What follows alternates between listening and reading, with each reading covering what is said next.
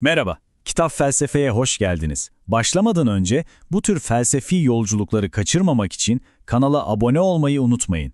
Bu hafta Peter Singer ve Jim Mason'ın Yeme Şeklimiz kitabına dalıyoruz.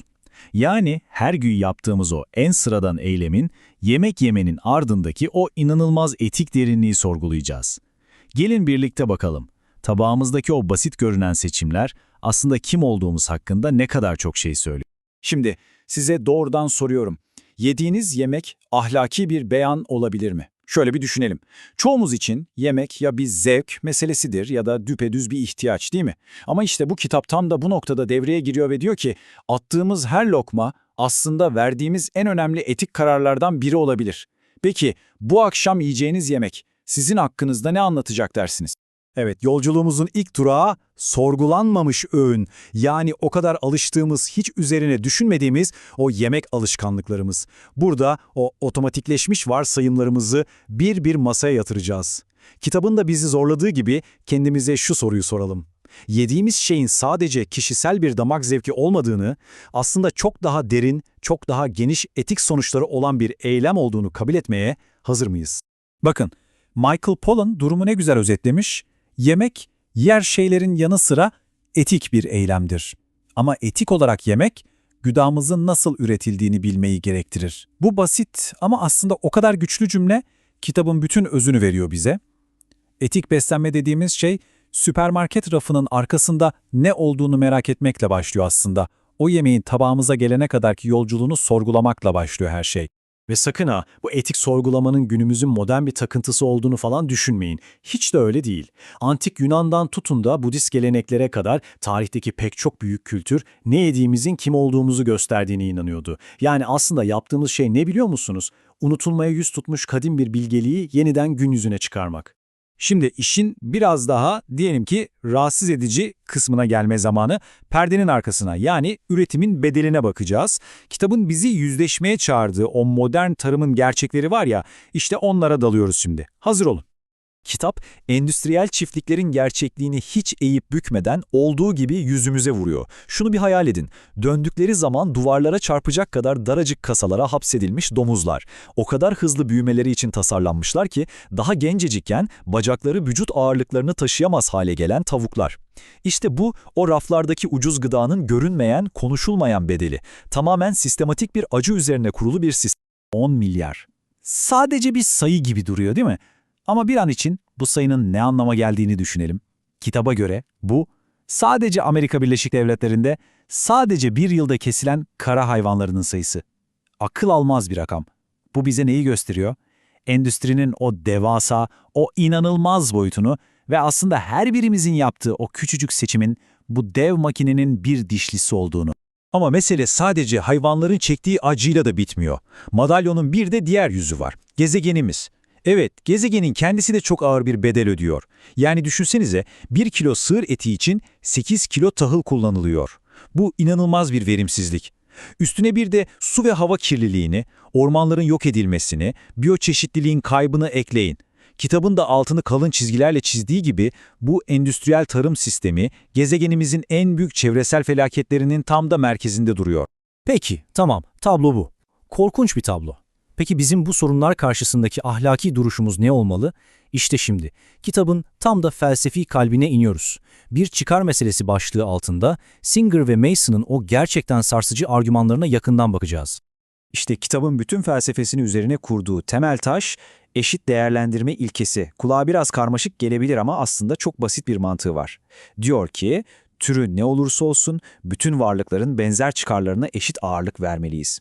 Gelin biraz daha açalım. Eğer bir canlı acı çekme kapasitesine sahipse, onun acı çekmeme yönündeki çıkarını en az kendimizinki kadar ciddiye almamız gerekir. Mantık bu. Ve işte tam bu nokta bizi kitabın belki de en tartışmalı, en kışkırtıcı kavramına getiriyor. Türcülük. Kitap türcülüğü tıpkı ırkçılık ya da cinsiyetçilik gibi bir ön yargı olarak tanımlıyor. Yani soruyor, sırf insan türüne ait olduğumuz için bizim çıkarlarımız acı çekebilen başka bir türün çıkarlarından neden daha üstün olsun ki? Bunun sağlam bir ahlaki temeli var mı gerçekten? Bakın, kitaptan şu alıntı durumu ne kadar net ortaya koyuyor. Eğer onların çıkarlarını sadece bizim türümüzün üyeleri olmadıkları gerekçesiyle görmezden gelir veya küçümsersek, pozisyonumuzun mantığı en bariz ırkçıların veya cinsiyetçilerin mantığına benzer. Evet, sözler oldukça sert ve kışkırtıcı ama kesinlikle üzerinde uzun uzun düşünmeyi hak ediyor. Peki, tamam. Bu felsefi çerçeveyi anladık. Ama bu teorik bilgi bizim o en pratik, en gündelik eylemimize, yani yemek tercihlerimize nasıl yansıyacak? İşte kitap bu noktada bize 3 farklı etik yol haritası sunuyor. Gelin şimdi bu yollara hep birlikte bir göz atalım. Evet, bu tabloda kitabın analiz ettiği 3 ana beslenme tarzını görüyoruz. Standart diyet, vicdanlı hepçillik ve veganlık. Her birinin ne anlama geldiği ve hangi etik sorunları beraberinde getirdiği oldukça açık bir şekilde özetlenmiş. Bakın, kitabın burada yaptığı şey bir yargıç gibi karar vermek değil. Aksine her bir yolun ahlaki ağırlığını, getirdiği sorumlulukları anlamamız için bize bir nevi rehberlik ediyor. Peki, o zaman şu soruyu sormak lazım. Sadece vicdanlı bir hepçil olmak yeterli mi? İşte bu, kitabın sorduğu en can alıcı sorulardan biri. O paketlerin üzerindeki insancıl koşullarda üretilmiştir etiketinin arkasında gerçekten ne var? Bunu sorguluyor. Ve belki de bu yolun etik kaygılarımızı susturmak için kullandığımız konforlu bir ara formül olup olmadığını düşünmeye itiyor bizi. Neyse ki kitap mükemmeliyetçi olmamız gerektiğini de söylemiyor. Aksine küçük eylemlerin gücünü hatırlatıyor. Düşünsenize, bir restoranda garsona sadece "bu et nereden geliyor?" diye sormak. Ne kadar basit bir eylem, değil mi? Ama bu bile bir talep yaratıyor, bir farkındalık oluşturuyor ve endüstride bir dalgalanma etkisi yaratabiliyor.